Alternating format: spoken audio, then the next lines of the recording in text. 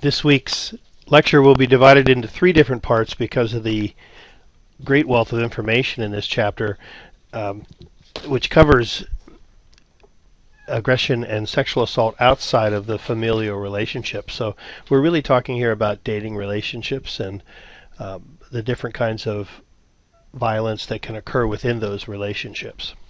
The first part of the discussion will talk primarily about physical violence in a dating relationship.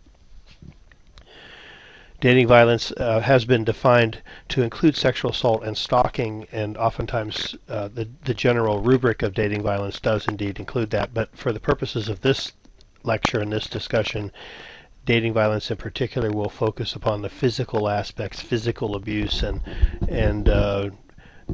different qualities of relationships that set up a physical confrontation in a dating relationship.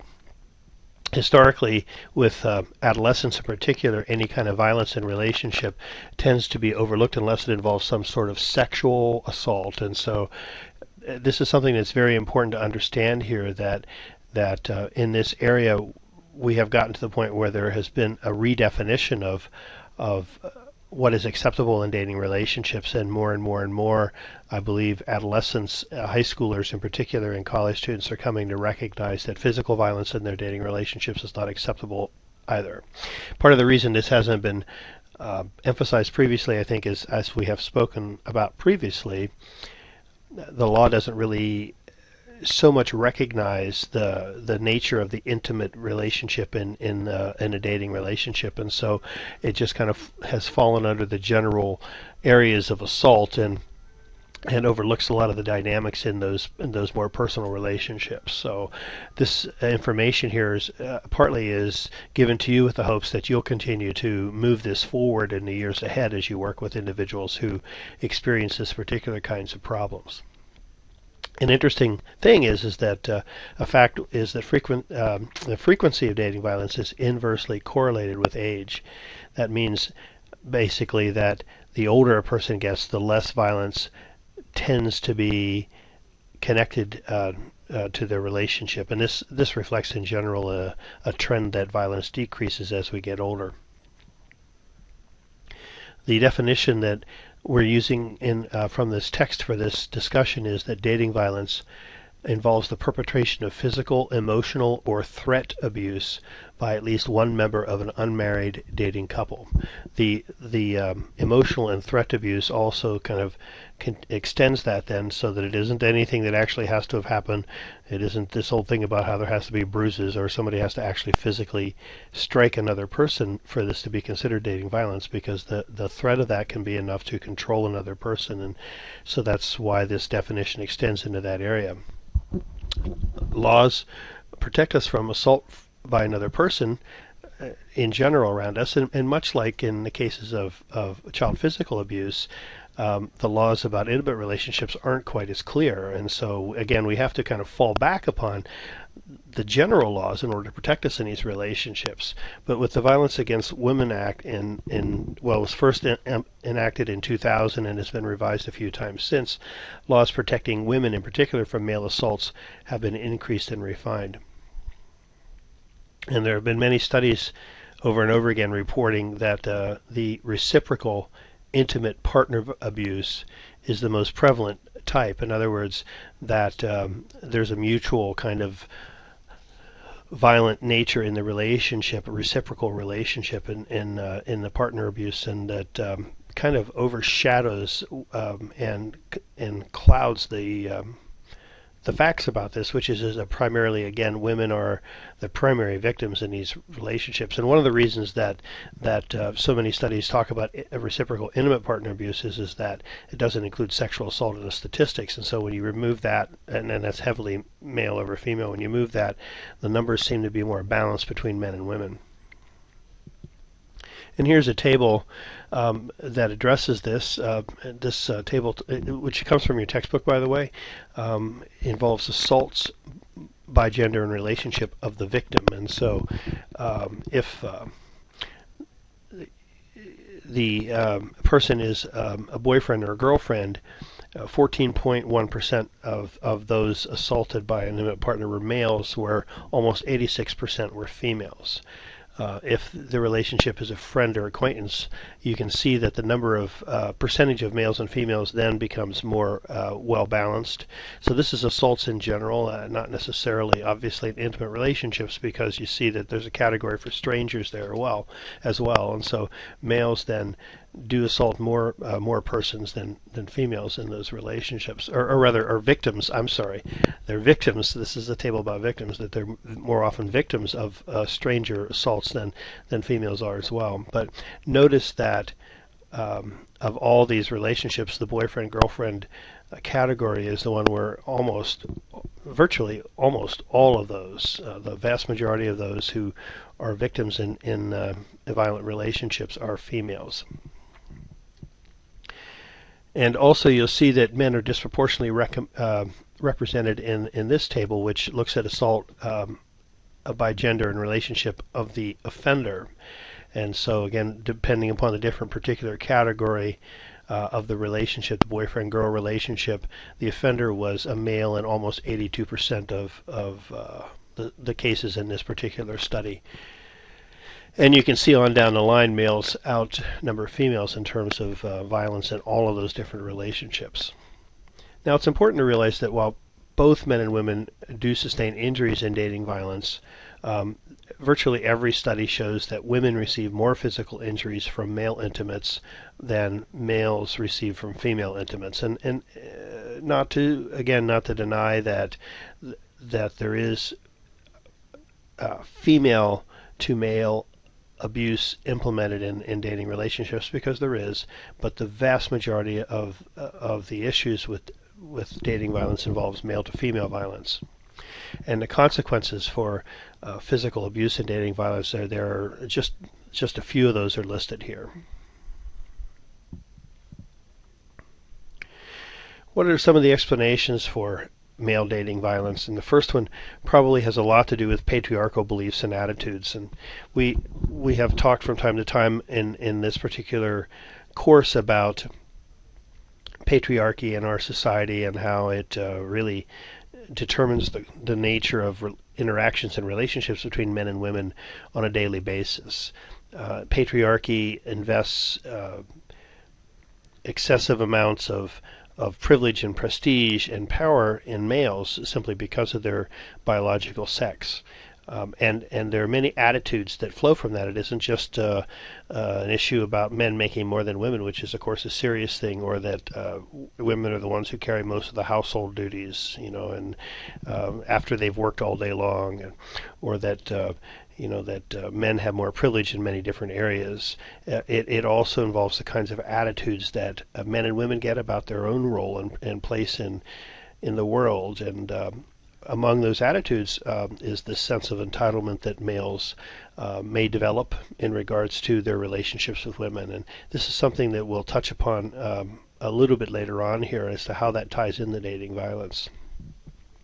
Misogyny, which is a hatred of women, really also grows out of what is the very traditional male socialization that we do emphasize in our raising of our boys in parenting relationships and in our culture, that boys should grow into men, should not express emotions, should not be someone who experiences too much sensitivity in certain situations and in relationships, etc., etc. Those things, those expression of emotions and sensitivity and nurturance and all those are associated more with the feminine, and as a part of little boys becoming grown men in our Western culture, there is an expectation that they will reject those feminine qualities to be a real man, to be a he-man, and this is troubling really to in the relationships they have with women, because what it does is it sets up a kind of a hatred of anything that is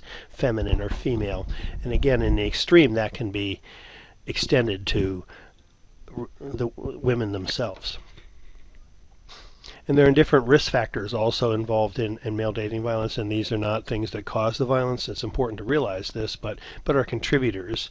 I think the text calls them mediators. When mediators can increase or decrease the likelihood of things, and these are mediators that would increase the likelihood of dating violence. And this includes things like alcohol use, having observed interparental violence as a child, or harsh treatment by your parents. Mental illness, peer pressure, those types of factors really increase the possibility of dating violence. When women engage in dating violence, there's a different sense about the reasons for that. And women in different studies cite their being angry, or that an argument was getting out of hand, feeling very frustrated or hurt in a relationship. Perhaps their partner has lied to them about seeing another person or their whereabouts, those kinds of things. And so women explain their own violence in those relationships based upon those kinds of things. And it's interesting to note that self-defense is not something that, at least in the studies that are quoted in the textbook, self-defense is not something that was used as an explanation for their violence by college women. When you talk with individuals with women's shelters, oftentimes that is the focus upon why it is sometimes women are arrested, in violent relationships. Is the shelter advocates will often tell you they're fighting back, or they're defending themselves against assaults by males. And there are other studies that say that that's what female provoked violence, if you want to call it that, really connects to, is the fact that they're really defending themselves against an attack, whether one that has already started or one that's about to start. There have been some suggestions sometimes in relationships that women will do things to prompt an assault by their partner because they're concerned that their partner may assault their children. And so one way to assure that the anger that is building up in their partner gets vented towards them is to assault them as well. So there are other explanations as well for this, but it's just interesting that there's such a difference of opinion here about why it is, or differences in results, at least in these studies, about how women wind up becoming violent in their relationships with their dating partners.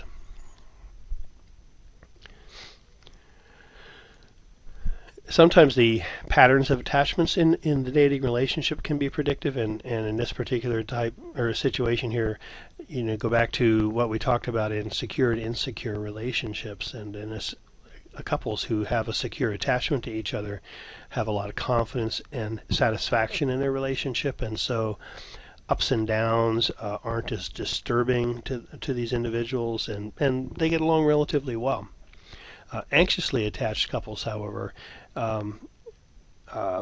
oftentimes will experience a lot of uncertainty in their relationship, may experience some jealousy or disappointment frequently, and so this can often turn into anger, which in these types of dating relationships often results in efforts to control the partner, and this anger and need to control the other person will oftentimes lead to dating violence.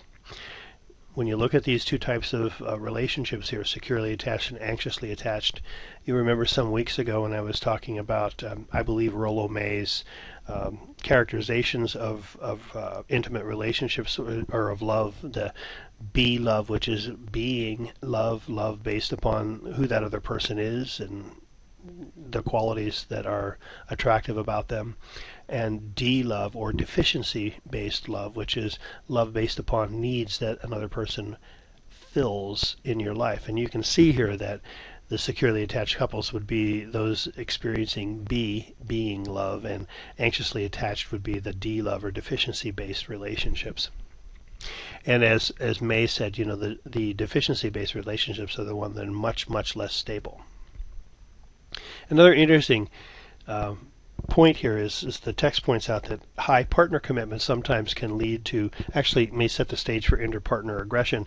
And I think you have to kind of put that on to the type of relationship, because in securely attached couples, I don't believe that a commitment to your partner necessarily is going to lead to higher levels of violence in your relationship. But nonetheless, you get the point here that when an individual is more connected to another person, feels a stronger commitment to another person, there is a potential for more violence in that relationship.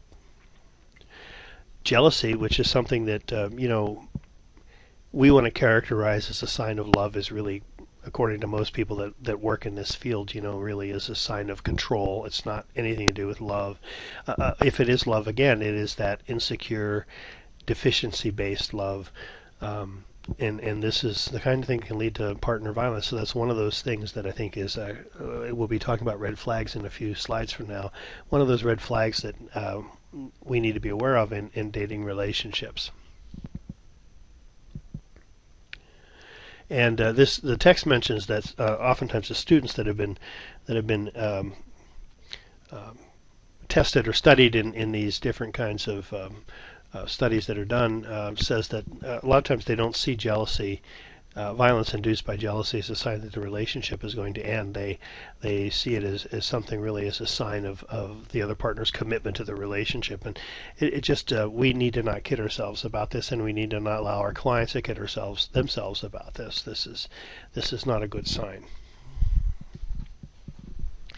Certain predictive factors can point towards violence in one's personal histories as well. So these are individuals entering the dating relationship, or engaging in dating relationship, and if an individual has witnessed interparental violence, or if the male has really had some signs of conduct disorder, or the early signs of antisocial personality, the notion that they don't need to worry about other people's feelings, they have no concern about how their behaviors affect others, those kinds of things.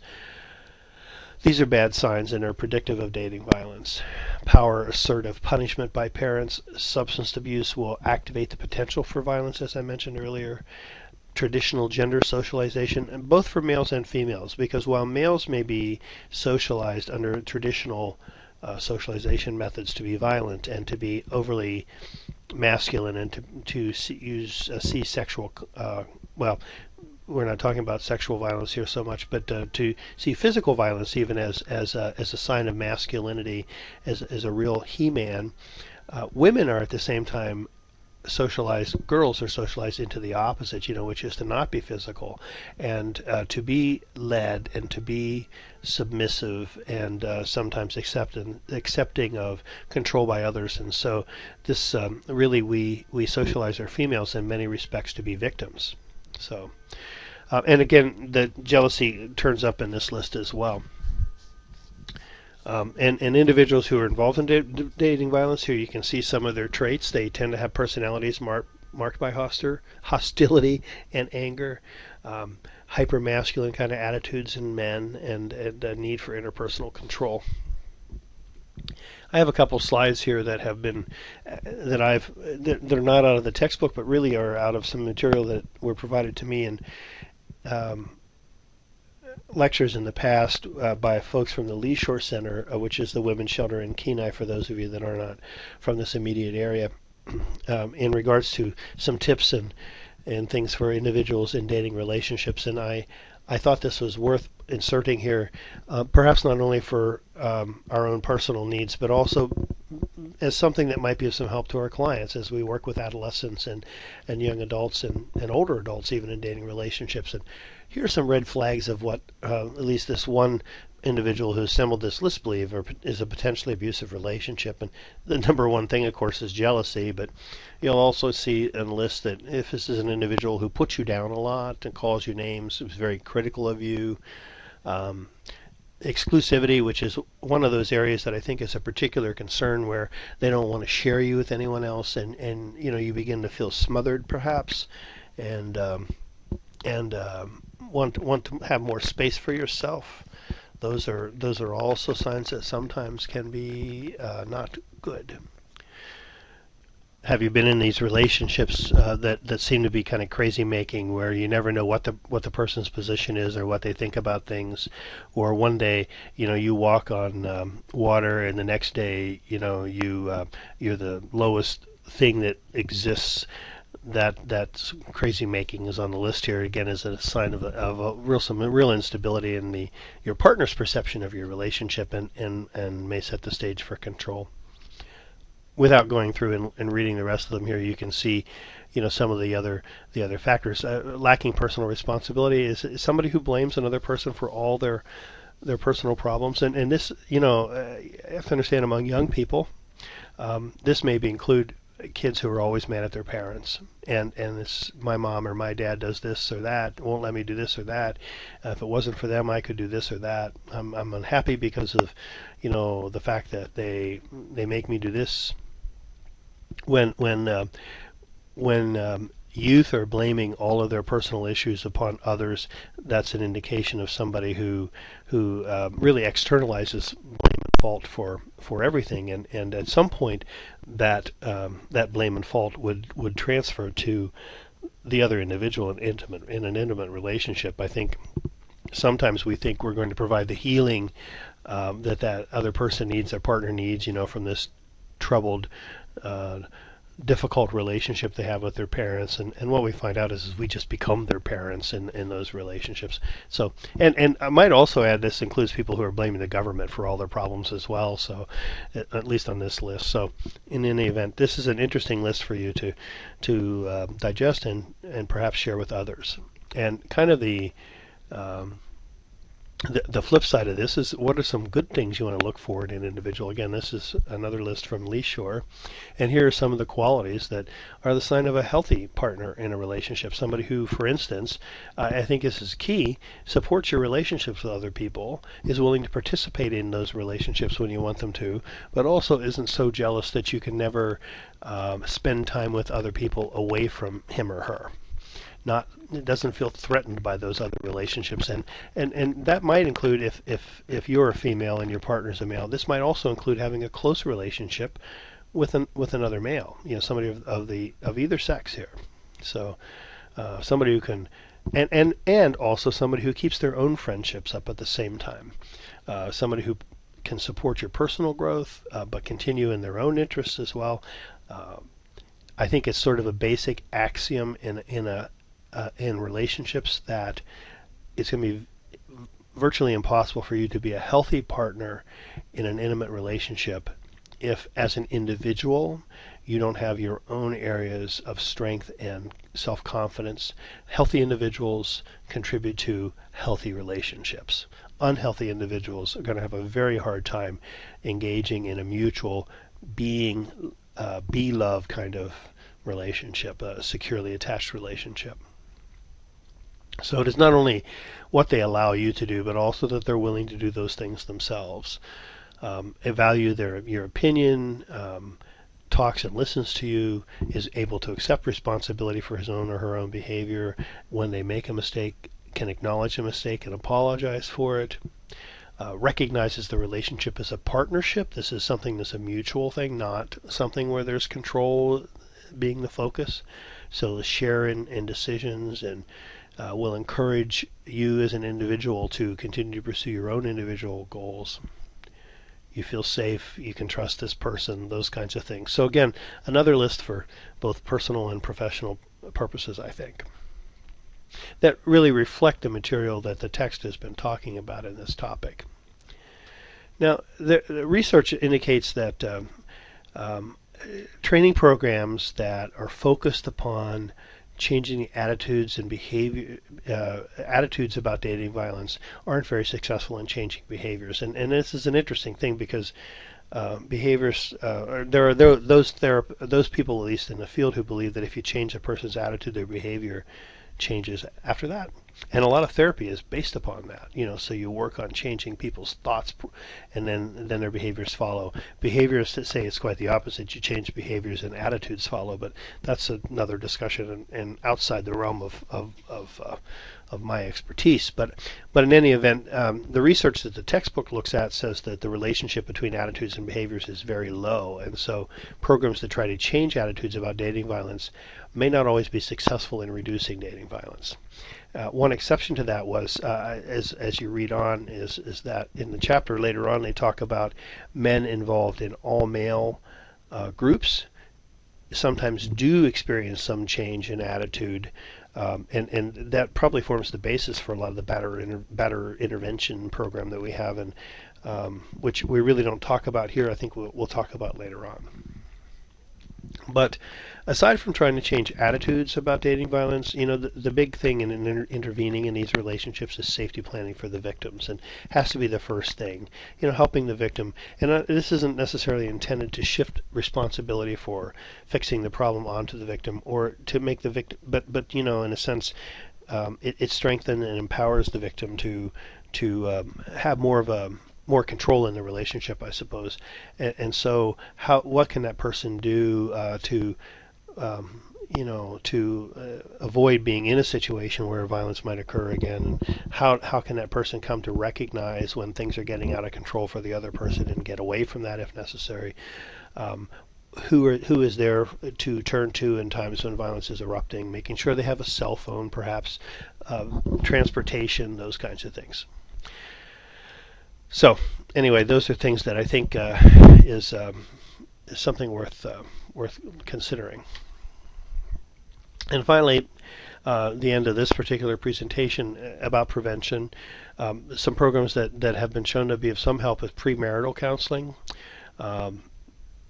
This is something that some of the churches really have required, before weddings. I know the Catholic Church has required premarital counseling for a number of weeks before a priest will marry young couples. And the intention of this is to be sure that they've actually looked at their relationship and considered the potential issues that they'll encounter as a married couple. That, this society, we fall in love with people and we get married to them, and we're sometimes like blindly stumbling around because whatever goes on in our brain when we're in love is really overwhelming our thought processes. And so premarital counseling can kind of get you out of the amygdala, maybe, and get you thinking with your cortex about what you're about to get into, and sometimes can be very helpful in helping individuals make good decisions that might eventually help them avoid violent relationships. Physical and mental health providers should always do violence screening. In child protection, in our policy, one of the things that our workers that do during their visits in every case is to screen for domestic violence. And so we do need to be looking for violence not only in marital relationships and in family settings, but also in intimate relationships or dating relationships that young people that we encounter are involved in. Prevention programs in the settings where young people are most of the time, in school and university, are important. And for young men, some mentoring programs as far as masculinity and things like this. And later on, they talk about coaching being an important thing in one of the other segments later in the chapter. And coaches are a real key here.